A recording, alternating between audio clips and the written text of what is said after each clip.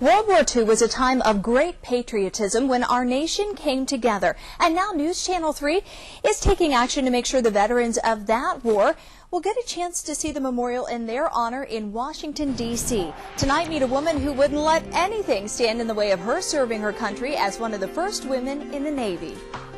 The whole country was like that, though. Very, very patriotic. And that's what drove me, too, was patriotism and a great sense of adventure. That's my grandma, 84-year-old Fran Mansfield. She had to wait until her 20th birthday to start her unforgettable adventure. That's when she became a member of the Waves, women accepted into volunteer emergency service. Her parents weren't so thrilled with the idea. Well, they were upset with me, but they also knew they couldn't stop me because I was unstoppable. I was determined that the boys had gone, by golly, I was going too. She was stationed in Washington, D.C. at the Bureau of Supplies and Accounts to do secretarial work.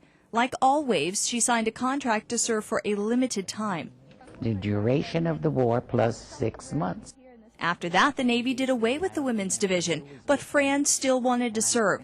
She signed up to work in civil service for the Army of Occupation and ended up right in the middle of war-torn Germany. It was shocking.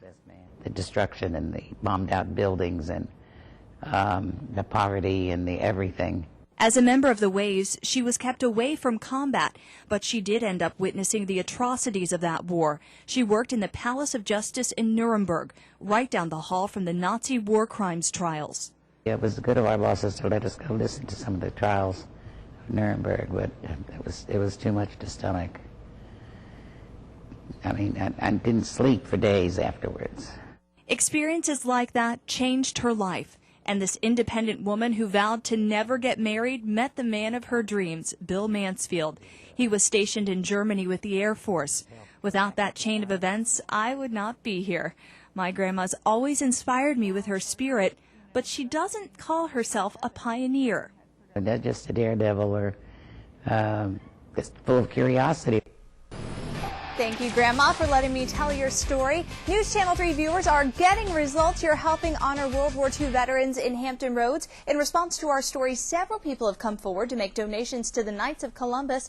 Those donations will help pay for the trip. Plus, 15 veterans who heard about the trip through News Channel 3 are now making the journey, and there's still plenty of room, and donations are still needed. Call the Knights of Columbus at 467-2704 or 420-6515. New at 11 is